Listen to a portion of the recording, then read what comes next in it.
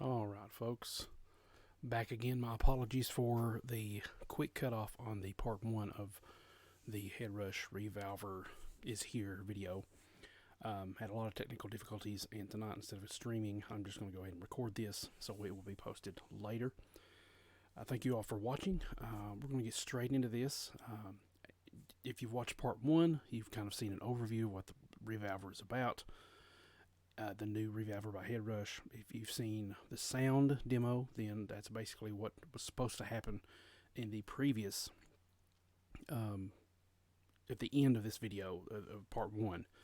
But because the sound didn't go through correctly, I recorded a separate video, and now tonight I'm hopefully going to get this done quick and just go over really quickly what's left to go over in ReValver. Okay, so let's go ahead and get started with that.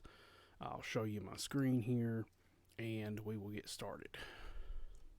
Okay, so I have waveform loaded up, and I have a ReValver right here in waveform loaded up, and I'm going to go ahead and enable that, and you might hear some sound from that. Good, it is coming through, so hopefully this will work. So let's go through some of the other things that we were talking about, maybe some of these different features and things like that that we were going to describe and discuss. Now, one of the things was, before I get the guitar, is automating these things. We talked about how in part one you can map MIDI to this, and that's your MIDI controller and things like that. And I'm sure you could probably do that within your DAW as well, like different MIDI things, trigger a control change in your DAW or things like that. That may be actually better if you can find the control changes, which may be listed in the manual, the user manual for ReValver. There may be a control change manual part there, section that shows you which key changes do what. Like if you want more distortion or you want other things, because if you try to do the automation, at least in waveform here, it's kind of vague. You've got a dry level or wet level, amp gain. Obviously, that's your. Let me go ahead and mute this so we don't hear it. We've got just your wet level, your dry level, your amp gain. Obviously, that's your gain, your mid, your bass, your treble, your volume. Then you got stomp gain, stop tone, stomp volume. You could have multiple stomps, so I don't know exactly what that would go with. And you got EQ, 1, 2, 3, knobs, switches, miscellaneous, and then enable. I don't know what these map.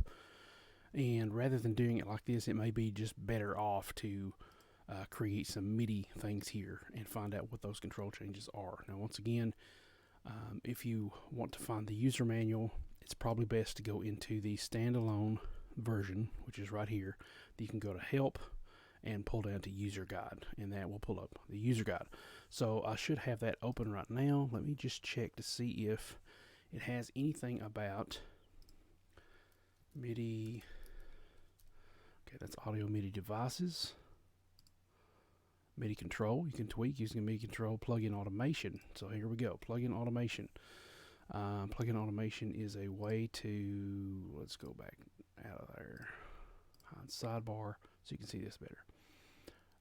Plugin automation is a way to control ReValver element within the DAW. To do so, it must be mapped to a name that is exported to the DAW. ReValver provides a set of predefined suggestions such as amp gain, mid, but any UI element can be mapped to any name. In previous versions of ReValver, certain UI elements were pre-mapped with logical names. In the event you had two amps, it was not possible for either ReValver or the DAW to say which amp was amp gain or mid-tone control. In ReValver, such mapping must be manually done. To map an automation name to UI element, right-click and select Host Automation Mapping to select the control. Okay, so let's go here, Host Automation Mapping. Okay, so that's the same thing as I just did here. This is automation parameter. I pull it on ReValver. What do I want to automate? Same stuff. So I can click here, Host Automation Mapping or MIDI Mapping. I can create a MIDI mapping for this control. Okay. All right. Then either select a map name or remove it. The DAW is aware of the map names even before you've made an association with the control. But before you map anything, no connection will be made. Please refer to your DAW's user guide on how to record and make use of automation information. So let's see, what was that called here? MIDI mapping. Let's go to MIDI mapping. MIDI mapping. To assign a MIDI CC to ReValver, right-click and control and select MIDI mapping and choose create MIDI mapping for this control. You'll then proceed with this screen. Using a foot controller, you can move an expression pedal. Using the CC messages is a very powerful way to get a lot of just one preset. If MIDI control is used in conjunction with gig mode, then even more can be achieved. See tips and tricks section for how to do this with MIDI controller. Okay, so that was just before the thing. So let's just say I wanted to map the gain to give me kind of a boost. So I could go create MIDI mapping for this control, and then I could tell it to the lead gain is continuous or rotary slider controller probably requires CC type control. Please activate it that you wish to map to this. So I could have my computer plugged in and then tell it this key is going to be this thing, so that when I went to the MIDI here, I would just create just a little MIDI clip and start putting MIDI notes here. And so the MIDI note that I assigned would, at certain sections, tell it to change that parameter during that point in time in the recording. Okay, that's a lot. If you don't understand what I'm talking about, that's a lot to think about. But anyway, so that's kind of one of the things I wanted to talk about was that, and I'm going to refer to my notes here once again. Let's see, that's the plugin parameters assigned and automation. We went over that. And I did check to see if I could import my 11-rack presets. I even renamed them with the same file format and everything as the Headrush ReValver presets, and they did not recognize those. So I'm not sure if we can find a way to import your 11-rack presets into ReValver. And I also mentioned how I don't know for sure if the Headrush and the ReValver can switch back and forth. You can import one into the other and vice versa. I'm still not aware of that if you can, but it just doesn't make sense with today's modern technology that we have and the competition that we have with the other modelers, that you couldn't somehow save your presets outside of the Headrush hardware so that you could sell your presets or you could back them up or anything like that. So it only makes sense to me that probably they would have to have redone the ReValver technology to import those presets from your hardware. So you could probably do that. Like, once again, don't quote me on that. If I were you, if you're really curious about that, I would go ahead and email customer service from Headrush ReValver and see if you could do that. Okay. Let's see, what else do I have on my notes here?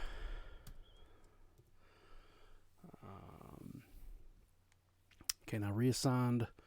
I may have talked about that. That may have been cut off at the end as well. But I could not find a way to reassign my USB stick from my ReValver 4.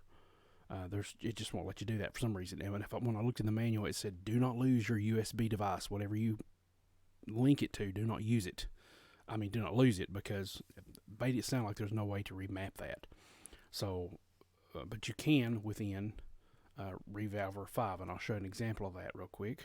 If I go back to it here, and if I click on this license manager, I thought it was a shopping cart, but it's a license manager. If I click on that, it will ask me to log in. So I'm going to go ahead and hide that screen so you won't see me logging in here. All right, authenticate. And then what happens is it shows you a hardware lock. Now in ReValver 4, it completely skips this step and goes to your purchases. So this hardware lock here, if your USB device has been lost or broken or whatever, if you'd like to replace it, you can release this device that I've got plugged in now, which is just basically an 8 gig cruiser USB stick. I can release it and register a different device. That would be great if I could go ahead and put ReValver 4 onto that same device. And as I said in part 1, it doesn't change the function or inhibit the function or limit the function of that USB drive. You can still use it for storage or for whatever, but now it basically acts as a license lock, which is like iLock, if you're familiar with that. Those of you that do music production probably have run into that with different programs and things like that, with different plugins. So I can release this, and once it goes to purchase, I can skip that, say what I want to keep, and I can go to skip this, and what it will do is it will take me to a code, which it doesn't have here. This is just a random code. It's not my code, so I can probably show you this.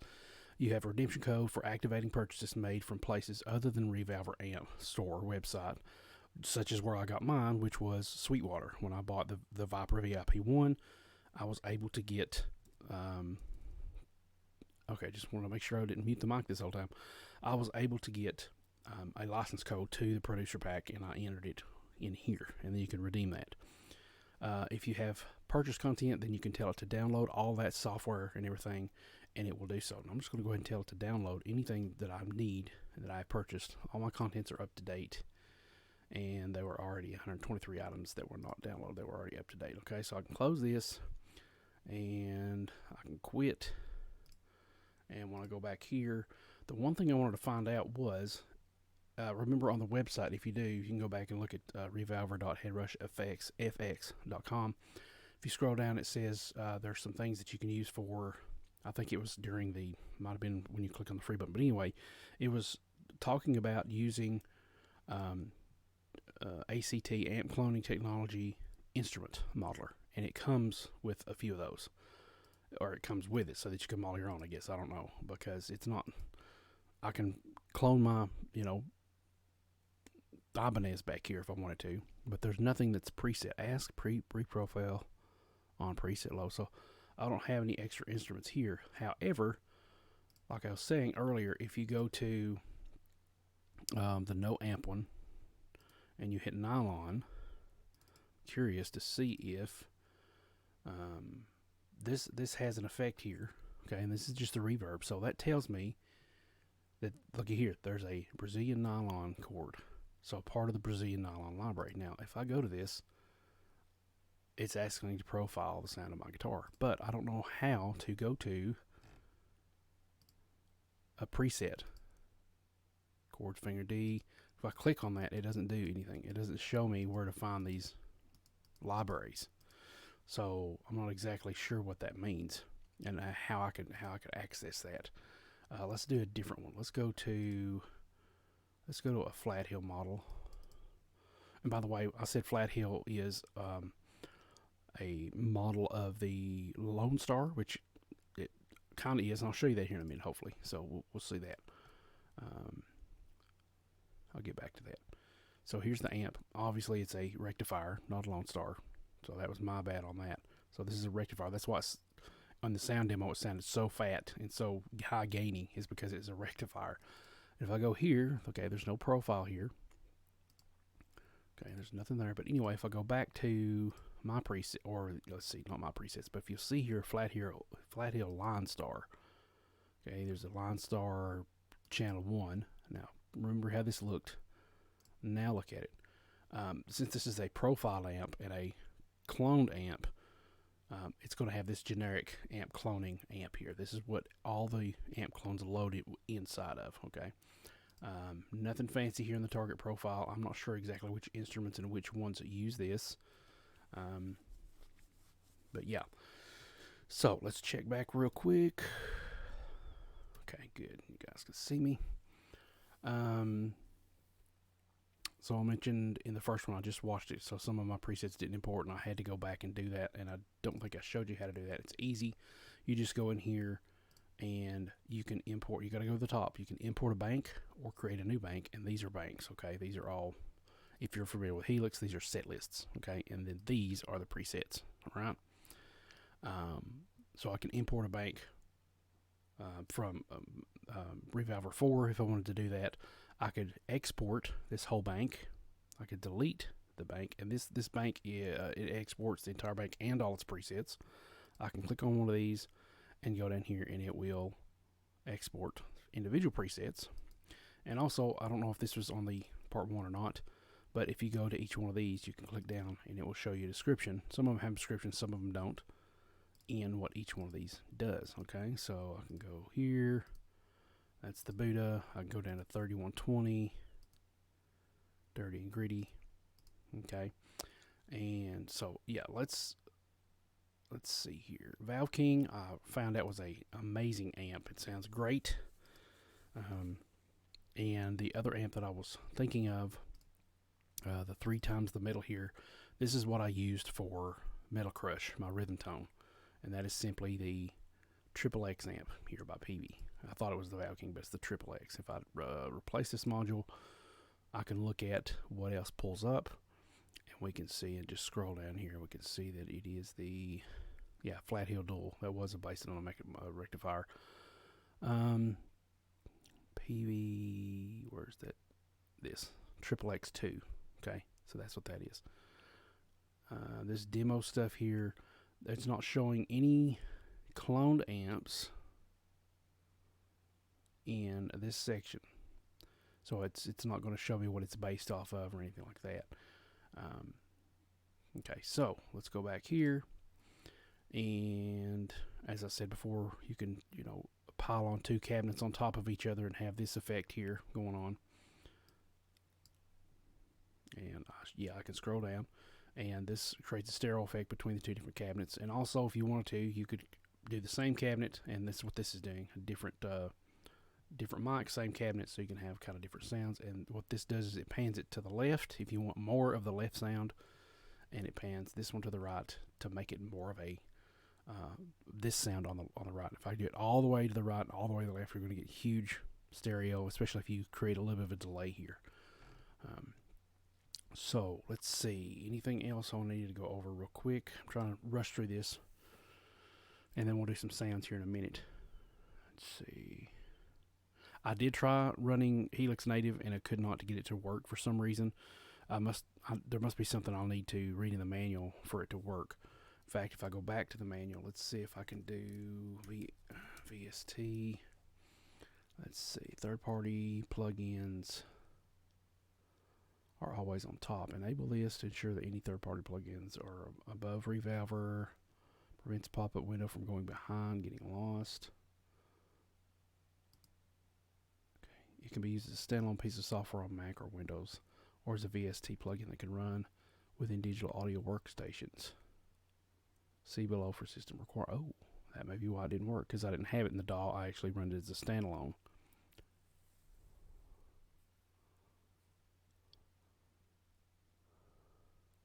Okay, so let's try to run it within the DAW, and we'll see about that. Okay, we'll check that out here in a minute.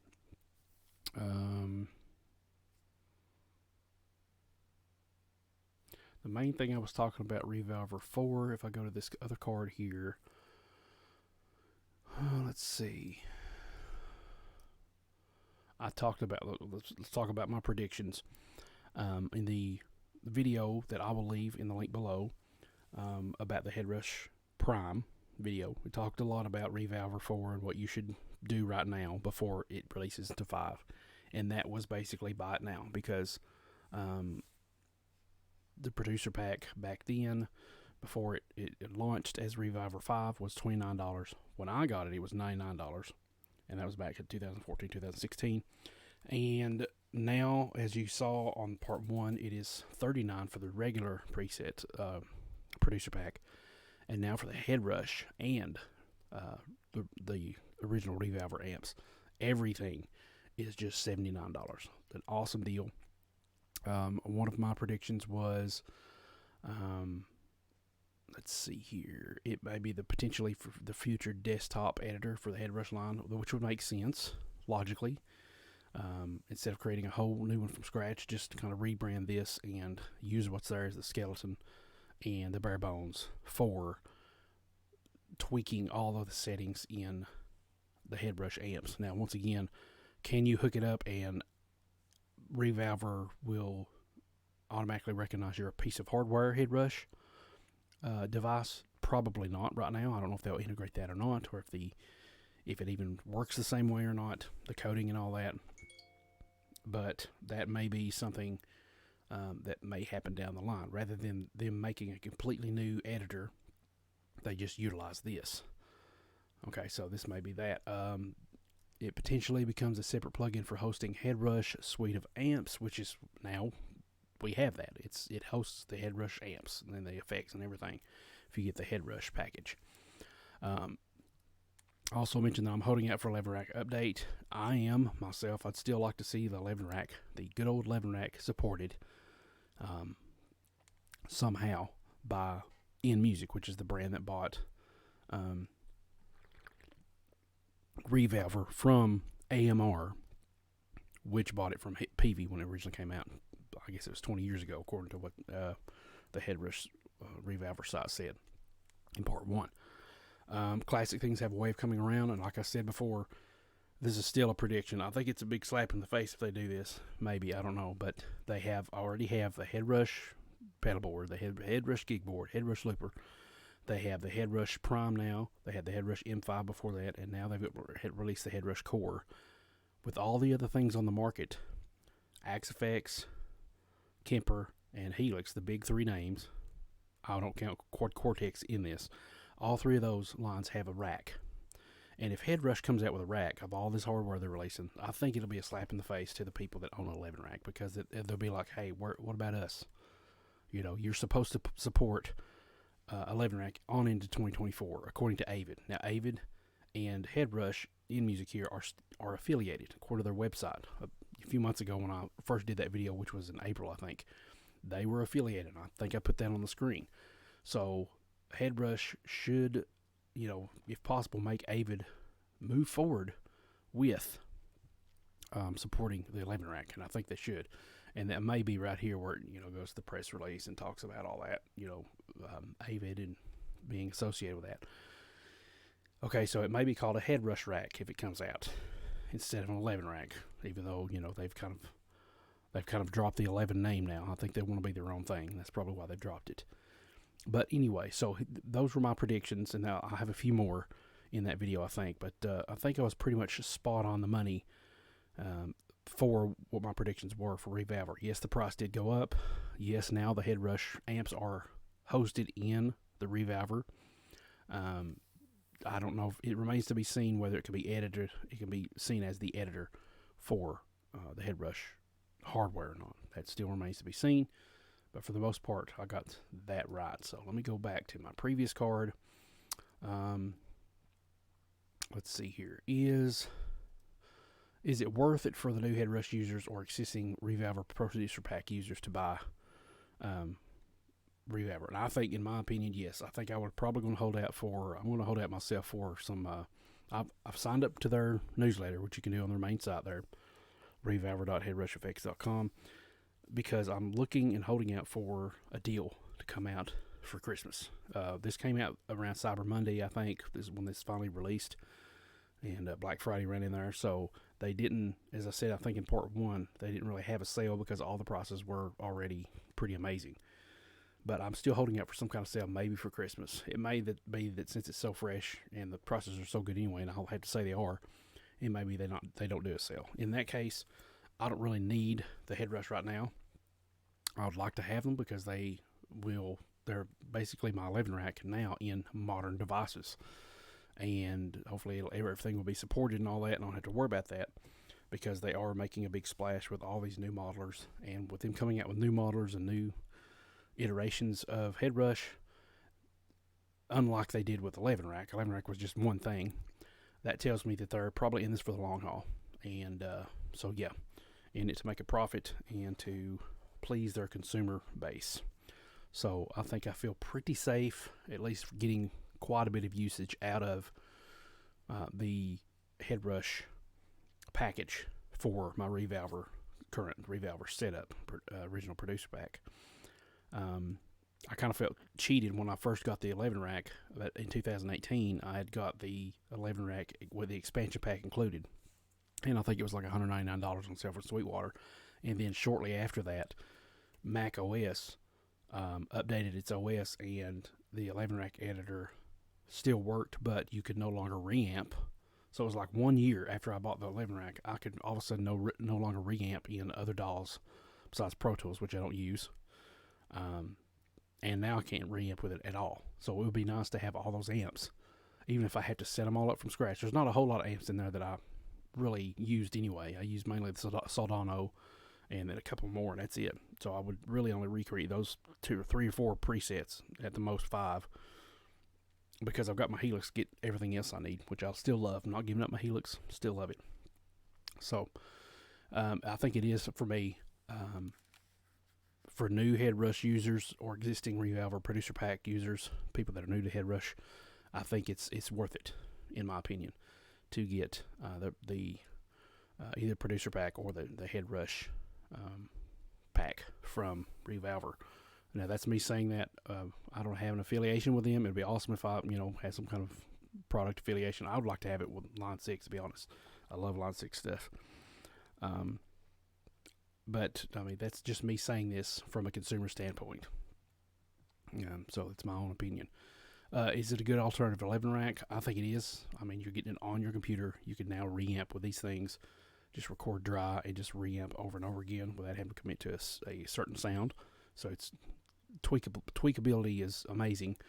I don't even know if I was able to show you the tweakability in that the other video. But if I, for example, wanted to go here and say, let's see, if I wanted to tweak schematic of this whole cabinet chain. Okay, here's all these things I can tweak. There's capacitors, there's resistors, there's tubes, the module tweak page. So let's see what happens if I click that. The parameters: assign global name, assign default value. It's a floating point type and is commonly used to floating and sliding controllers and appropriate displays. Assign default value. I could probably change that to something else.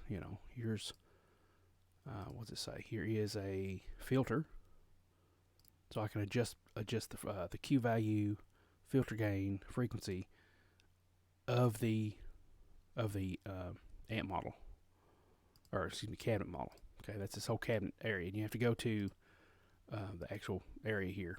It'll be different depending on where you click. You'll have some things that aren't there. So expand GUI, fold up GUI. So I can do that. What happens when I fold it up? So I can fold that up, and then I can expand it.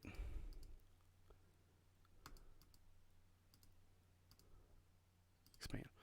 Okay, so, and with the whole amp, I can take and tweak the schematic of the entire amp. Check this out.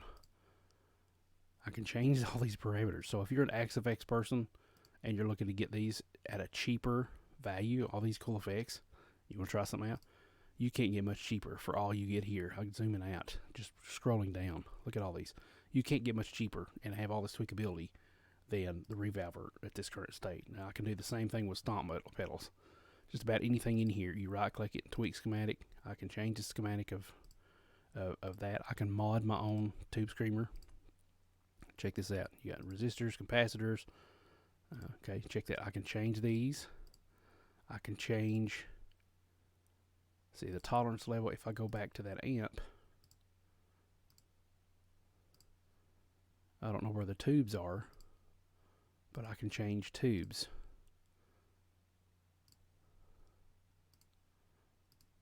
There's a tube right there. So these little circle things are tubes. So I can change these tubes to different things, okay? Isn't that amazing? All you can do this stuff with this. Okay, so, I mean, it's crazy, all the tweakability you have. So let me go in here and kind of show you what's going on here with the some of the sounds.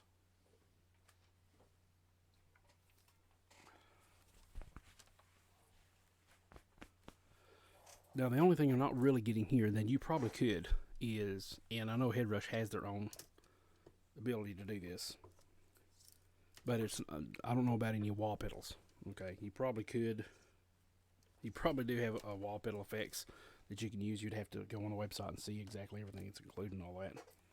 But yeah.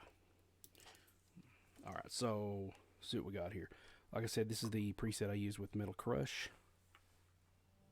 And let me see if I can get this to go.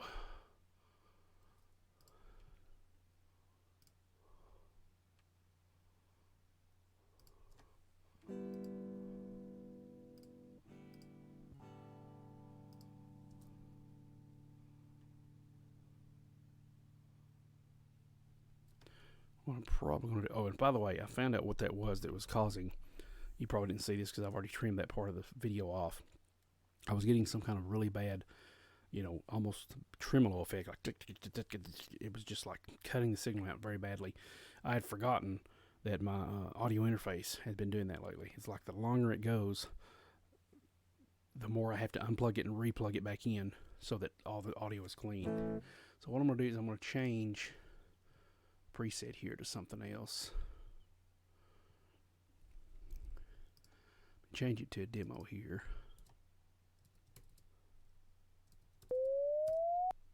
Okay, you probably heard that. That little boop, that is the demo sound. You see it says demo up here? That means you're going to get that sound in your recordings if you don't purchase the actual amp model. Anything that has that sound, we'll do that.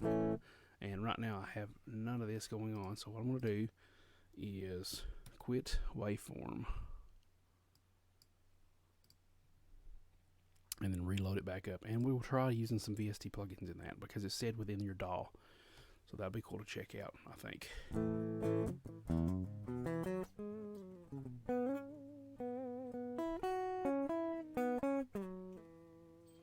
Okay, let's go back here.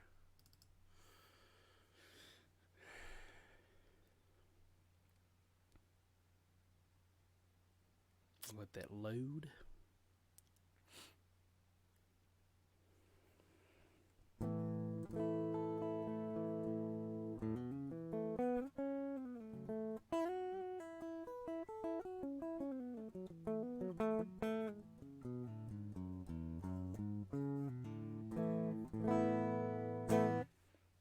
Okay, and while we're at it, let's see what we got here. I'm gonna go back to, and it did not, you notice there it did not say that. That's because this is the demo amp, so it didn't save it. It just actually gave me that warning. Okay, I'm gonna mute myself.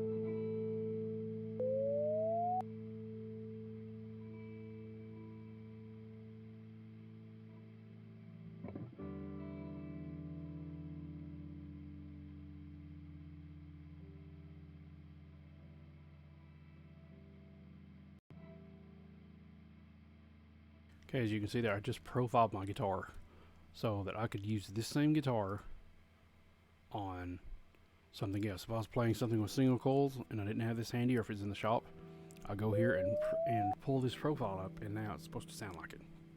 It cloned it pretty much, so that's cool. All right, let's go back to what I was doing.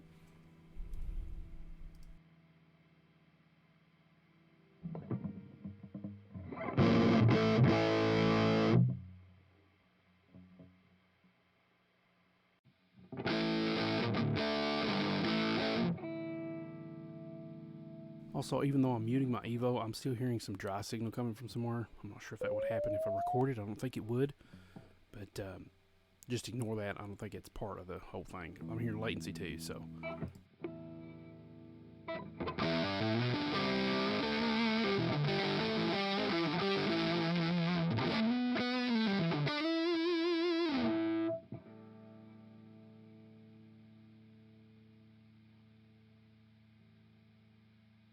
Let's try recording something and see if it does do that.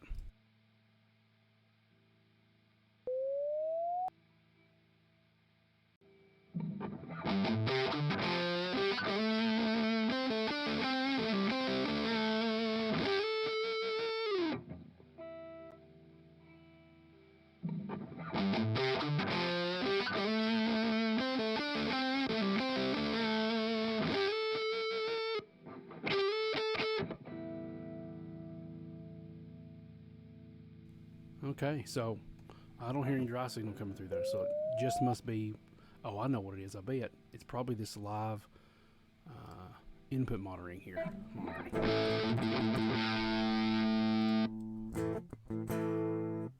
I'm not hearing that.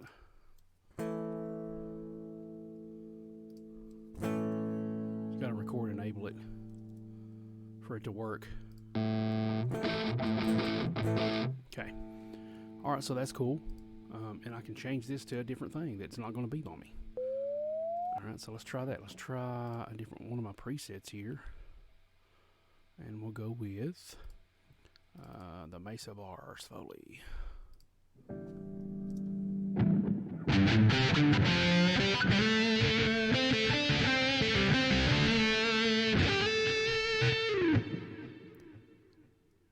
Very, very cool.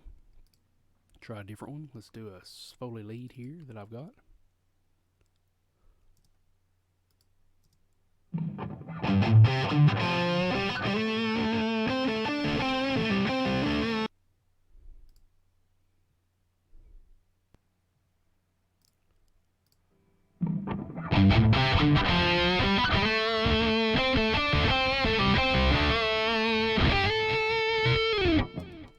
Now Marco does use a rectifier for the most part. His lead tone is a rectifier, but he's endorsed by Mesa Bar amps, so he uses that as well. So I may have to create another one just for that.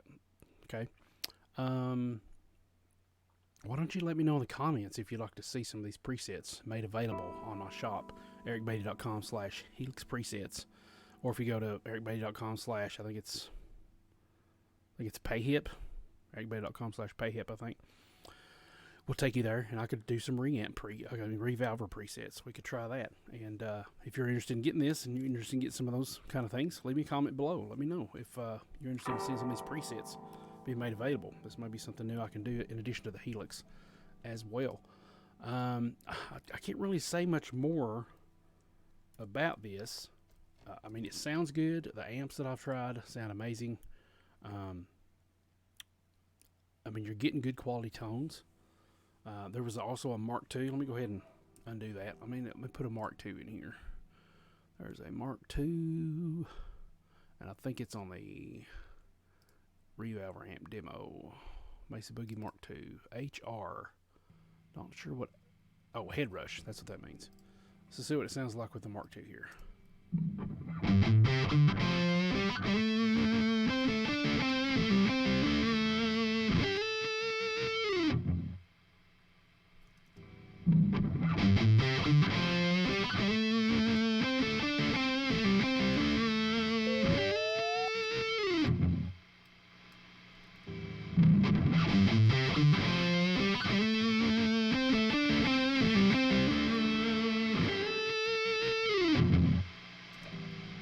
So that's pretty cool.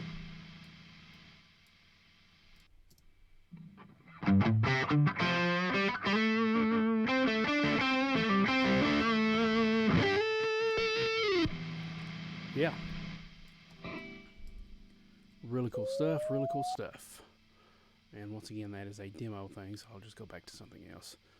I can see myself definitely getting these Headrush amps for myself. Just not right now, because I don't necessarily need them. And I've kind of spent quite a bit this year anyway on different things. So yeah, like I said, I'm looking for a sale, see what happens.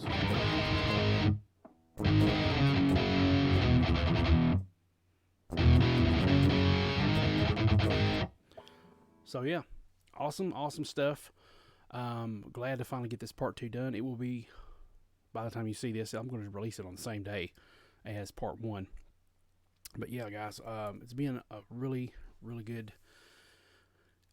fun doing this live stream. It's been a while since I've done one, and well, this isn't the live stream. The one before it was, but I guess, I don't know, until further notice, I don't know if I'm going to be doing any live streams or not. I've actually transferred or changed the destination for my videos to be saved now to my external hard drive instead of my main hard drive, because that's part of what I found out was the reason why it did not save the exported video, is because there wasn't enough hard drive space, and I've desperately got to go clean some stuff off here anyway. but it's now saving to my external hard drive, which will make it a lot easier to deal with. All right, so I'm going to get off here, guys, and upload this video, get it scheduled, all that good stuff, and then head to bed. Hope you guys have a Merry Christmas. If I don't see you between now and then, please do continue to check out the Creative Guitarist, those new videos that we'll be releasing weekly from the course, and check out the course book as well. The links are in each one of those videos. The course book is where the main meat of the course is available. Over 30,000 words, and there's the cat. And it will definitely open your eyes a lot more to what the videos are all about, okay? When I refer to go back and look at this module and this previous module, incubation, or whatever the module is, that's basically what I'm talking about, is going back and looking at that module in the book, because there's a lot more stuff in the book than just 1 or 2 videos that might be in the video modules, okay? So thanks so much for watching.